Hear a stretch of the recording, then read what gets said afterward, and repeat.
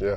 So talking about that, taking something for granted, I get calls all the time. My neighbor's tree fell on my house, or my neighbor's tree fell on my garage. That is actually. I know the answer to that. It's not your neighbor's fault that tree fell on you. So that's your own homeowner's insurance that's going to take care of that at that time. But with an exception. I know the exception. Yeah, absolutely. So if that neighbor had told you, hey, your tree is rotted, that's a threat to my property, you need to get that down. Oh, but what's the next steps though? You're missing a couple steps. Tell me. The next step is you need to have your insurance company send them a certified letter that they received it. Pretty much it's documentation. It's a closed case.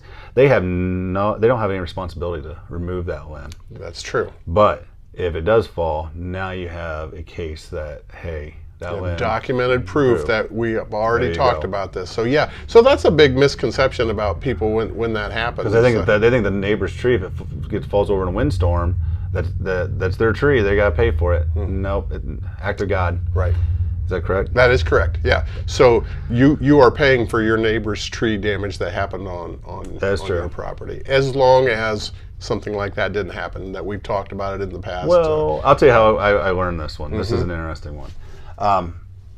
So some of that comes from we've had this situation, and I didn't know how to answer it when I first started.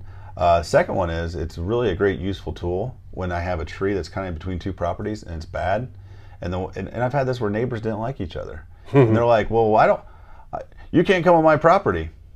Okay, and then I tell them what the rules are, and you know how amazing how fast they want me to come on their property when they realize that tree's all rotten, and if their neighbor's paying for take it down, if they don't, it falls in their house, guess what? They'll just have to fix it themselves. It's amazing how people, change their attitude about, oh, you know what? Mend their fences at that point. They mend their fences real quick. Like, you know what? You can come on my property and take their tree down. I'm totally good with that. And that's where it's a very useful tool. Is we have found that it opens people up. They're like, oh, I am benefiting too from this, and in more than many ways. So we really like